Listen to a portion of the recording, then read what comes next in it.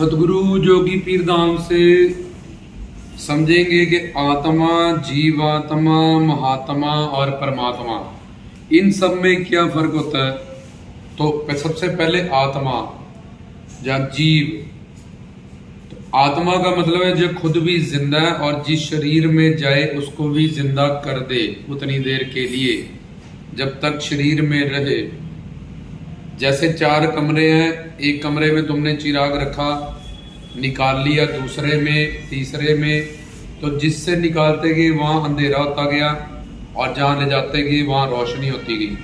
तो एक जगह पे कमरे में चिराग पड़ा है लेकिन रोशनी पूरे कमरे में होगी। ऐसे ही आत्मा हमारे हृदय में रह के पूरे शरीर को चेतन बनाए रखती है। आत्मा में नाद होने के कारण, सच्चिदानंद होने के कारण ये दिल धड़कता है और सारे शरीर में खून हमारे भागता है।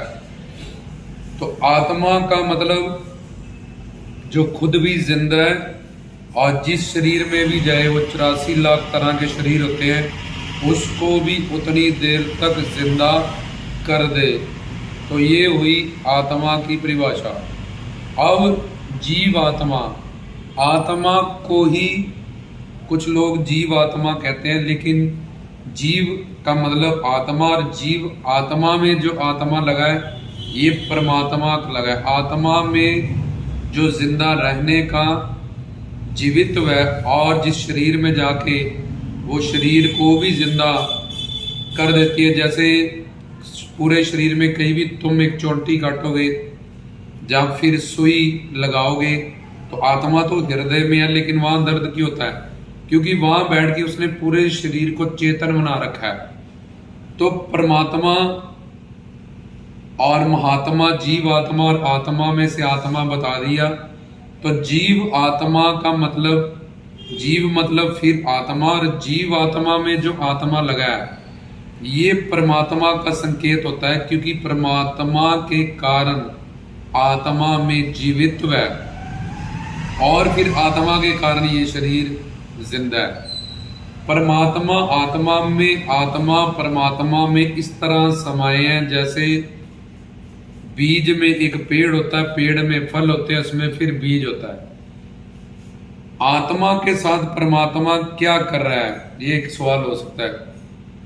परमात्मा हमें जो जीव आत्मा में जीवित्व व जिंदा रखने की शक्ति है, जब वो जिंदा है, वो परमात्मा प्रदान करता है और हमारी इंद्रियों में शक्ति देता है देखने की।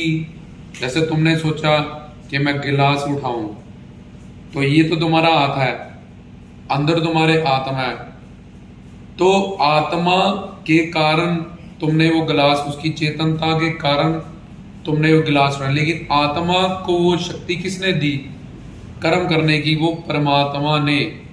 एक तो तुम्हारी इंद्रियों में वो शक्ति देता है कर्म करने की, दूसरा तुम क्या कर्म कर रहे हो उसका फल बनाता है वो, तुम्हारी किस्मत उसके हिसाब से तुम्हारा पाप पुण्य नोट करता है, तुम्हारा हर कर्म। तो ये परमात्मा के साथ, आत्मा के साथ जो परमात्मा है उसको जीव आत्मा का दूसरे नंबर पे, उसका काम क्या है ये समझा दिया। एक तो तुम्हारे कर्मों को नोट करना और तुम्हारी इंद्रियों में शक्ति देना ताकि तुम कर्म कर सको। तो आत्मा की परिभाषा समझ में आ गई कि आत्मा जो खुद भी जिंदा है, जिस शरीर में जाए उसको भी जिंदा कर दे। वैसे आत्मा के 5 विशेष गुण होते हैं, पर संक्षेप में समझने के लिए जो मेन उसकी परिभाषा है वो कि खुद भी जिंदा है और जिस शरीर में जाए उसको भी तब तक जिंदा कर दे। और जीव आत्मा में आत्मा परमात्मा, परमात्मा आत्मा में उसके जीवित्व को दर्शाती हुई जीव को ही, आत्मा को ही जीव आत्मा भी कहा जाता है। पर जीव आत्मा में जो अब जीव है ये आत्मा होगी और आत्मा ये परमात्मा का संकेत हो जाता है। तो आत्मा और जीव आत्मा में फर्क समझ लिया। अब महात्मा, ये परमात्मा के 3 रूप होते हैं। एक तो ब्रह्म सचखंड में ज्योत स्वरूप विराजमान, और वैकुंठ धाम के विष्णु, महाविष्णु परमात्मा स्वरूप, और तीसरा भगवत राम कृष्ण के रूप। तो परमात्मा जो सृष्टि को बनाए, इसकी रक्षा करे, जिसमें सृष्टि का प्रलय हो, इसको परमात्मा कहते हैं, जब ब्रह्म कहते हैं, जब भगवान कहते हैं, जब ईश्वर कहते हैं, गॉड, अल्लाह, वाहिगुरु। तो ये हुआ परमात्मा कि जिसने सृष्टि बनाई, उसकी रक्षा कर रहा है, जिसमें सृष्टि का लय होगा। और एक एक शहर के, एक एक गांव के, एक एक फैमिली के, एक एक सदस्य का हर वक्त का वो कर्म नोट कर रहा है। ये तो तुमने इतनी भक्ति की, दान किया, साधना की, गुरु से जुड़े, इसका हिसाब कौन रखेगा? जब तुम मर जाओगे फिर तुम नर्सरी से शुरू हो जाओगे। तो परमात्मा इन सब चीजों का हिसाब रखता है, वो प्लस माइनस नहीं करता। किसने इतनी साधना पिछले जन्म में की थी, इतना दान किया था, इतना अच्छा कर्म किया था, तो हमारे कर्मों को वो फल में परिवर्तन करता है। तो परमात्मा जो कर्म को फल में परिवर्तन करे, एक तो ये परिभाषा हुई, और दूसरी जो सृष्टि को प्रकट करे, रक्षा करे, जिसमें सृष्टि का लय हो। अब महात्मा, यही परमात्मा नर स्वरूप रामकृष्ण के रूप में भी अवतार लेते हैं, और यही परमात्मा नर योनि में, पशु योनि में, पक्षी योनि में, नरसिंह योनि में, अलग अलग योनियों में, आधा शेर आधा नर, नरसिंह, इसको कहते हैं मिश्र योनि। गरुड़, वरहा, ये जानवर की योनि में, पक्षी की योनि में गरुड़ हो गए, वरहा जंगली सूर, और कछवतार, मत्स्यवतार, कछुए के रूप में, मछली के रूप में, ये उसके पशु पक्षियों के रूप में अवतार हैं। हनुमान वानर के रूप में परमात्मा का अवतार। तो इस तरह से ये परमात्मा जो नर और नर के रूप में, मिश्र जोनी के रूप में, पशु पक्षी के रूप में, प्लस महात्मा के रूप में अवतार लेता है।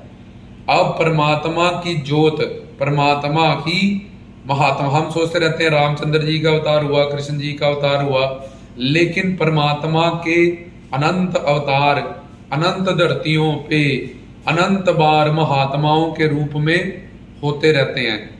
कृष्ण जी ने तो आकाशवाणी हुई कि देवकी के 8वें गर्भ में तारनहार आएगा, लेकिन वो बता के आए, इस तरह से आकाशवाणी हुई। लेकिन हर वक्त कोई ना कोई महात्मा किसी ना किसी धरती पे अवतरित होता रहता है। तो इस तरह से वो परमात्मा महात्मा के रूप अनंत धरतियां अवतरित होते रहते हैं। तो वो परमात्मा ने महात्मा बना और उसमें ज्योत आई परमात्मा की, और वही ज्योत जो नर नारी के अवतार में है, मिश्र जोनी में है, जहां रामकृष्ण के रूप में, उस ज्योत ने इस बार महात्मा के रूप में अवतार लिया। अब अनंत धरतियां, इसलिए अनंत अवतार होते रहते हैं, साधु संतों ब्रह्म ज्ञानियों के रूप में, परमहंसों के रूप में। तो ये महात्मा में परमात्मा की ज्योत और उसकी करुणा दया, जिसके कारण भगवान ने महात्मा का रूप धारण किया कि इस रूप में मैं लोगों को नाम दूंगा, ज्ञान दूंगा, मुक्ति दूंगा, मार्गदर्शन करूंगा। तो इंसान में कर्म इंद्रियां, ज्ञान इंद्रियां, मन, बुद्धि, आत्मा, माया, परमात्मा, इस तरह एक इंसान का शरीर होता है। अब ये जो परमात्मा महात्मा बने हैं, तो उसमें ज्योत परमात्मा ही महात्मा बने हैं योग माया से, उनके पास पर्सनल पावर है। तो आगे उनके पास मन बुद्धि की जगह करुणा शक्ति है कि यार सचखंड से वो आए हैं, सतलोक से आए हैं, जीव का कल्याण किया जाए, 84 लाख में घूमने वालों को मुक्ति दी जाए, सुख शांति प्रेम आनंद दिया जाए। क्योंकि परमात्मा के रूप में या अवतारों के रूप में मैं लीला करता हूँ, और परमात्मा के रूप में सृष्टि को प्रकट करना, रक्षा करना, प्रलय करना। लेकिन कल्याण कैसे होगा जीव का? तो वो परमात्मा महात्मा के रूप में अवतारित होते हैं। तो उनकी करुणा शक्ति के कारण फिर वो योग माया से एक मानव शरीर धारण करते हैं अपनी मर्जी से, और वो योग माया की शक्ति से हमारे बीच ही रहते हैं, खाते पीटते उड़ते टहलते हैं। बिल्कुल कोई जज नहीं कर सकता कि ये कोई अवतार है ये कोई महात्मा है। तो ये था महात्मा, परमात्मा, जीवात्मा और आत्मा में फर्क। आत्मा जो खुद भी जिंदा है, जिसमें जाए उसको भी जिंदा कर दे जिस शरीर को। जीवात्मा में परमात्मा जुड़ा है और उसके बाद परमात्मा की परिभाषा बताई और एंड में महात्मा की। इसलिए उनको कहते हैं महान आत्मा, क्योंकि उनमें जो आत्मा है वो परमात्मा की है, इसलिए उनको महापुरुष कहते हैं। जब महान पुरुष कहते हैं, जब उनको महात्मा कहते हैं, जब उनको महाराज कहते हैं, जब उनको सरकार कहते हैं, जब उनको गुरु कहते हैं, तो उनमें ये फर्क होता है कि उनके अंदर जो तो बाहर से जरूर इंसान के जैसे दिख रहे हैं, बोल रहे हैं, बैठ रहे हैं, चल रहे हैं, लेकिन वो अंदर से उनमें जोत है और उनमें दया, करुणा, कृपा है, ना कि मन बुद्धि है। और माया उनके पास जा नहीं सकती, क्योंकि उनके पास शिव शक्ति है, इसलिए वो कर्म योगी हैं। वो कोई भी लीला करते हुए काम, क्रोध, लोभ, मोह, अहंकार की हमेशा योगी ही रहते हैं। और उनके शब्द, स्पर्श, रूप, रस, सुगंध का रस जिन जीवों को भी मिलता है वो पाके पवित्र हो जाते हैं, पाक हो जाते हैं और उनका पार उतारा हो जाता है। तो ये था समझाया गया जीवात्मा, आत्मा, महात्मा और परमात्मा में फर्क। और हमारा जो स्वार्थ और परमात्मा है वो महात्मा से सिद्ध होगा, इसलिए महात्माओं की सेवा करें, महात्माओं का उपदेश सुने, महात्माओं से प्यार करें। रामदास की तरफ से जय बाबा जी।